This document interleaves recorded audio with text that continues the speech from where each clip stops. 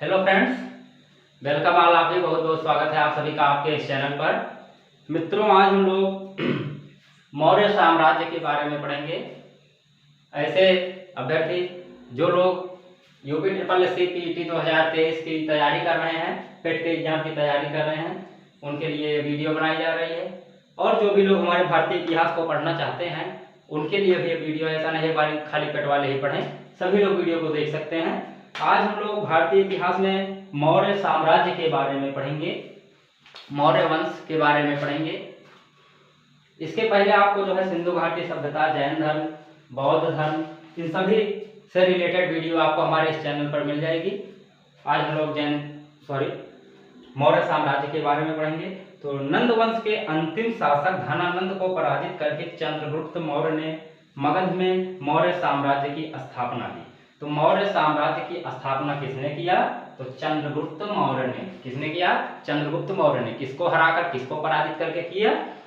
तो नंद वंश के जो अंतिम शासक, नंद वंश के अंतिम शासक कौन है? धनानंद। तो धनानंद को पराजित करके जो है मौर्य साम्राज्य का स्थापना किया चंद्रगुप्त मौर्य ने। तो मौर्य वंश के बारे में जो जानकारी हो हमें निम्नलिखित स्रोतों से मिलती है। तो आइए कौन कौन से स्रोतों से मिलती है वो हम देखते हैं। पहला है साहित्यिक स्रोत,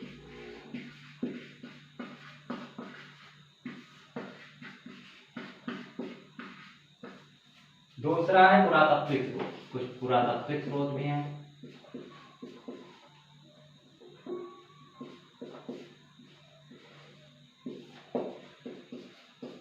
और कुछ साहित्यिक स्रोत भी हैं। साहित्यिक स्रोत जैसे कि अर्थशास्त्र से मिलती है, और किससे मिलती है? इंडिका, मुद्रा राक्षस,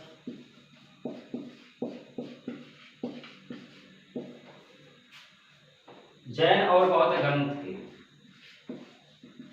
जैन और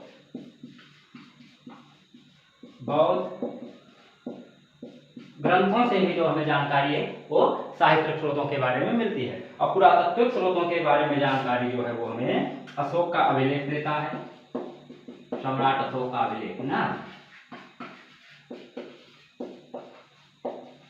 इसमें हम सम्राट अशोक के बारे में भी पढ़ेंगे। जूनागढ़ अभिलेख देता है। ये अभिलेख क्या है, इन सभी चीजों के बारे में आपको जानकारी आगे की वीडियो में दी जाएगी।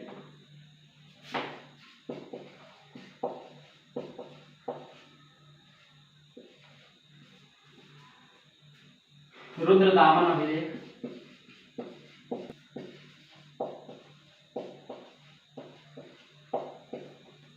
नोट कीजिए। आप लोग जो भी नोट करना चाहते हैं वो सभी लोग नोट कर ले जल्दी से। इसके बाद जो है चलते हैं मौर्य साम्राज्य का विस्तार देखते हैं। मौर्य साम्राज्य का विस्तार कहां से कहां तक है, कहां तक मौर्य साम्राज्य फैला हुआ था। एक बार सभी लोग वीडियो को शेयर कर दीजिए। जो लोग अभी तक वीडियो को लाइक नहीं किए हों जरूर लाइक कर दें वीडियो को। आप सभी लोग हमें ज्यादा से ज्यादा सपोर्ट कीजिए, जिससे हम जो है आपके लिए और अच्छी सुविधा दे सकें, आपकी मदद कर सकें। यदि आपको कोई चीज समझ में नहीं आया हो तो आप लोग कमेंट के माध्यम से उसे पूछ सकते हैं, या फिर यदि आप हमें कोई अपनी राय देना चाहते हैं, कोई सलाह देना चाहते हैं तो आप लोग उसे कमेंट में हमें अवश्य दें। चलिए देखते हैं कि मौर्य साम्राज्य का जो विस्तार है। तो सबसे पहले हम जान लें मौर्य साम्राज्य, मौर्य वंश की स्थापना किसने किया? तो चंद्रगुप्त मौर्य ने मौर्य वंश की स्थापना की। चंद्रगुप्त मौर्य ने मौर्य वंश की स्थापना की। मौर्य वंश के संस्थापक चंद्रगुप्त मौर्य, स्थापना। मौर्य साम्राज्य का विस्तार हम लोग देखते हैं।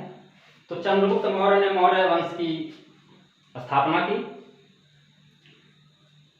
एक विस्तृत राज्य की स्थापना चंद्रगुप्त मौर्य जी ने की। उसने जो है उत्तर में, तो चलिए हम देखते हैं कहां से कहां तक हमारा मौर्य साम्राज्य फैला हुआ था। उत्तर में जो है हिमालय तक,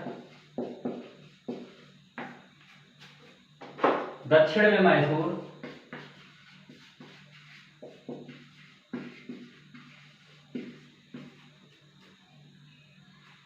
पूर्व में बंगाल तक,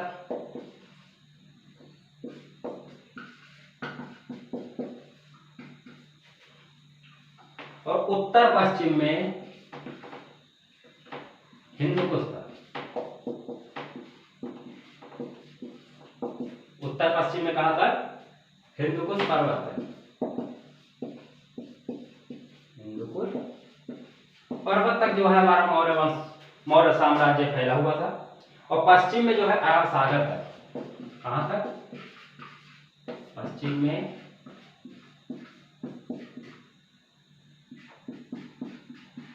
अरब सागर तक। ठीक, ये है मौर्य वंश का विस्तार।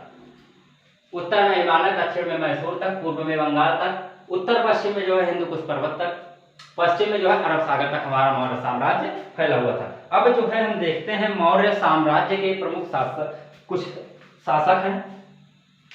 सबसे पहले आते हैं हमारे चंद्रगुप्त मौर्य जी। कौन? चंद्रगुप्त मौर्य। दूसरे नंबर पर आते हैं हमारे बिंदुसार।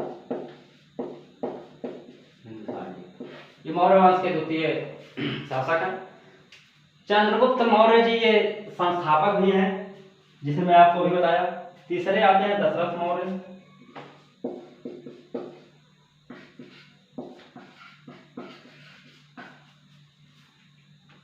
चौथे आते हैं संप्रति। फिर जो है आते हैं शालिपुष। इनके नाम याद करने की जरूरत नहीं, यदि आप लोग याद भी करना चाहें तो याद कर लें।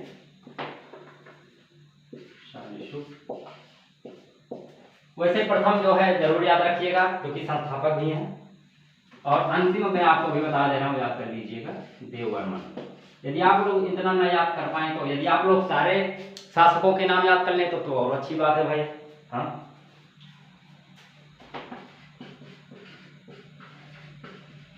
शतधन्वन। इसके बाद आते हैं बृहद्रथ। बृहद्रथ ये जो है मौर्य साम्राज्य के अंतिम शासक हैं। इनके नाम आप लोग जरूर याद कर लीजिएगा, बृहद्रथ जी। आइए हम देखते हैं चंद्रगुप्त मौर्य जी के बारे में। चंद्रगुप्त मौर्य जो है मौर्य वंश के प्रथम शासक तथा संस्थापक थे। अब आइए देखते हैं चंद्रगुप्त मौर्य जी के बारे में। तो चंद्रगुप्त मौर्य जो है मौर्य वंश के प्रथम शासक तथा संस्थापक थे। 322 ईसा पूर्व जो है नंद वंश के शासक धनानंद को पराजित करके मगध के राजा बने। चाणक्य को चंद्रगुप्त मौर्य ने अपना प्रधानमंत्री बनाया। और चाणक्य को कौटिल्य और विष्णुगुप्त भी कहते हैं। चाणक्य को कौटिल्य और विष्णुगुप्त भी कहते हैं, ये बात आप लोग जरूर याद रखिएगा। ठीक, धनानंद को हराने के बाद जो है चंद्रगुप्त मौर्य ने धनानंद की पुत्री दुर्धरा से विवाह कर लिया। धनानंद की पुत्री क्या नाम था? दुर्धरा। धनानंद की पुत्री थी। ओके, यूनानी लेखकों के द्वारा जो है चंद्रगुप्त मौर्य के कुछ नाम दिए गए हैं, जैसे कुछ प्लूटार्क है।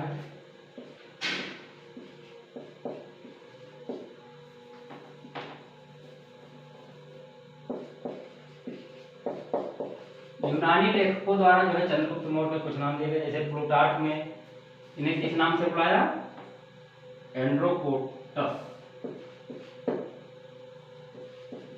एंड्रोकोटस नाम से बुलाया इन्हें प्लूटार्क ने। जस्टिन ने इन्हें जो है सैंड्रोकोटस के नाम से बुलाया। किसने? जस्टिन।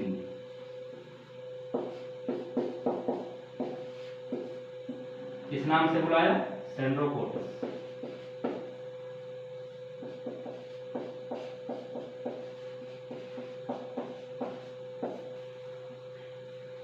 (1793) में सर विलियम जोन्स ने सर्वप्रथम यह बताया कि यह नाम चंद्रगुप्त मौर्य के हैं। इसके पहले हम लोगों को नहीं पता था। 1793 में सर विलियम जोन्स ने बताया कि ये जो नाम है एंड्रोकोटस और सैंड्रोकोटस, ये चंद्रगुप्त मौर्य के नाम है। ये किसने बताया हमें? विलियम जोन्स ने बताया। ठीक, 305 ईसा पूर्व में जो है सेल्यूकस निकेटर ने मगध पर आक्रमण कर दिया, किंतु चंद्रगुप्त मौर्य ने उन्हें जो है पराजित कर दिया और उनकी पुत्री कार्नेलिया मतलब हेलेना से जो है विवाह कर लिया। ठीक, युद्ध की शर्तों के अनुसार जो है सेल्यूकस निकेटर ने 4 प्रांत काबुल, कांधार, हेरात और मकरान चंद्रगुप्त मौर्य को दे दिया। तो सेल्यूकस निकेटर ने 4 प्रांत चंद्रगुप्त मौर्य जी को कौन कौन से दिए, तो आप लोग नोट कर लीजिए। पहला काबुल, जब सातहार गए तो उनको जो है दे दिए। कौन कौन सा? काबुल, कंधार, हेरात, और चौथा है मकरान। ये 4 प्रांत जो है चंद्रगुप्त मौर्य को दे दिया। किसने दे दिया? सेल्यूकस निकेटर ने। चंद्रगुप्त मौर्य ने भी जो है 500 हाथी सेल्यूकस निकेटर को भेंट किए। कितने हाथी? 500 हाथी जो है ये सेल्यूकस निकेटर को भेंट किए। किसने भेंट किए? चंद्रगुप्त मौर्य जी ने। ठीक, सेल्यूकस निकेटर ने अपना राजदूत मैगस्थनीज को चंद्रगुप्त मौर्य के दरबार में भेजा था। मैगस्थनीज की पुस्तक जो है इंडिका में मौर्य वंश की जानकारी मिलती है। तो मौर्य वंश की जानकारी कहाँ मिलती है? तो इंडिका एक पुस्तक है मैगस्थनीज की ना, उसमें जो है मौर्य वंश की जानकारी मिलती है। जैन गुरु भद्रबाहु से प्रभावित होकर चंद्रगुप्त मौर्य ने जैन धर्म अपना लिया। फिर और कर्नाटक के श्रवणबेलगोला में 298 ईसा पूर्व में संलेखना विधि द्वारा 298 ईसा पूर्व में संलेखना विधि द्वारा जो है अपने प्राण को त्याग दिया। किसने त्याग दिया? चंद्रगुप्त मौर्य जी ने। ये जब मैं इसके पहले वाली जैन धर्म वीडियो बना रहा था उसमें मैं आपको ये बात बताया हुआ था। संलेखना विधि क्या होती है मित्रों, ये मैं आपको बताया हूँ। संलेखना विधि जो है इसमें अन्न और जल का जो है त्याग कर दिया जाता है और अपने शरीर को कष्ट देकर जो है प्राण को त्याग दिया जाता है। इसमें खाना पानी सब बंद हो जाता है संलेखना विधि में। हाँ, तो चंद्रगुप्त मौर्य जी ने इस प्रकार जो है अपने प्राण को त्याग दिया। और बिंदुसार ने चंद्रगुप्त मौर्य का उत्तराधिकारी बना। चंद्रगुप्त मौर्य का उत्तराधिकारी कौन बना? तो बिंदुसार। बिंदुसार जो है चंद्रगुप्त मौर्य का उत्तराधिकारी बना। ठीक, अमित्रघात, बिंदुसार को अमित्रघात भी कहते हैं। अमित्रघात का अर्थ है शत्रुओं का नाश करने वाला। अमित्रघात का अर्थ क्या है? बिंदुसार को जो है क्या कहते हैं? अमित्रघात। अमित्रघात का अर्थ है शत्रुओं का नाश करने वाला। ठीक, सीरिया के शासक जो है एप्टियोकस ने अपना राजदूत डायमेकस को बिंदुसार के दरबार में भेजा था। बिंदुसार ने सीरिया के नरेश से अंजीर, मीठी शराब तथा यूनानी दार्शनिकों की मांग की थी। ठीक, बिंदुसार ने जो सीरिया के नरेश थे, सीरिया के जो राजा थे, उनसे किस किस चीजों की मांग की थी? आपसे प्रश्न पूछा जा सकता है। तो अंजीर हो गया, मीठी शराब हो गई तथा यूनानी दार्शनिक हो गए। इनकी जो है मांग की थी। किसने की थी? बिंदुसार ने की थी। किससे की थी? सीरिया के नरेश से की थी। ठीक,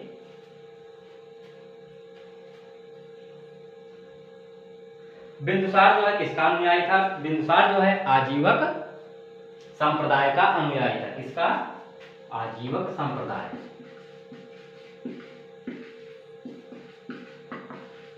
का अनुयायी कौन था? बिंदुसार। अब हम जो है अशोक के बारे में थोड़ा आपको बता दें। अशोक का जन्म जो है 304 ईसा पूर्व का 304 ईसा पूर्व पाटलिपुत्र में हुआ। कहाँ हुआ मित्रों? कहाँ हुआ अशोक का जन्म? पाटलिपुत्र में हुआ।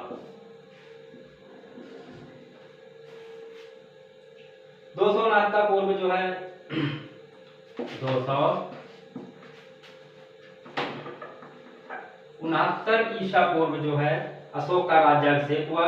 अशोक की मां का नाम सुभद्रांगी था। क्या था? अशोक की माता का नाम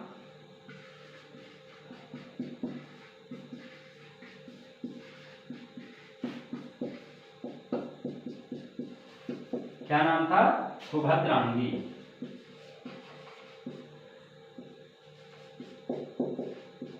ये आप लोग नोट जरूर कर लीजिए। जितने चीजें मैं आपको बता रहा हूं उसको आप लोग ध्यान से सुनिए। अशोक ने बौद्ध धर्म अपना लिया।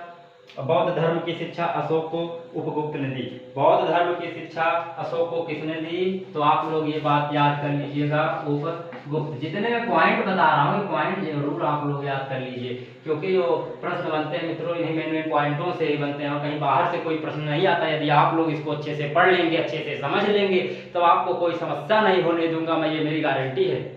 ओके, तो अशोक जो है भारत का पहला ऐसा शासक था जिसने अपने संदेशों को जो है अभिलेखों के माध्यम से जनता तक पहुंचाया था।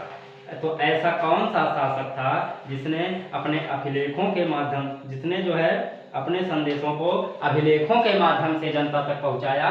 तो राजा कौन था? वो सम्राट अशोक। ठीक, ये बात आप लोग ध्यान में जरूर रखेंगे।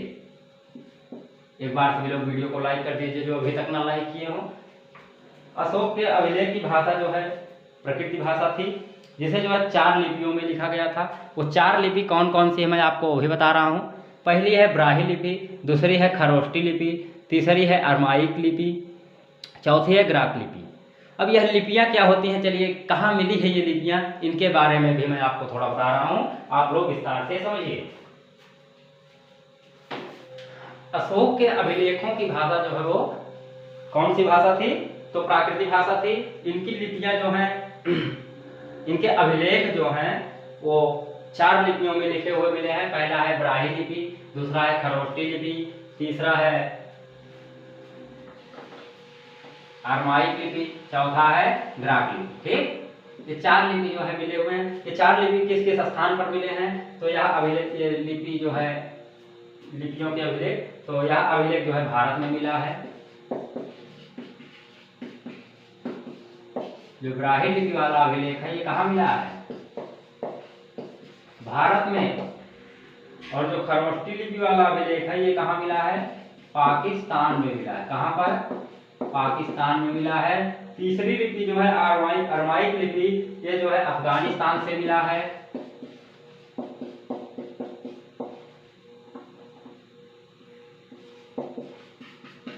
और जो चौथी लिपि है हमारी ग्राक लिपि, ये जो है अफगानिस्तान के उत्तरी सीमा से। कहां से?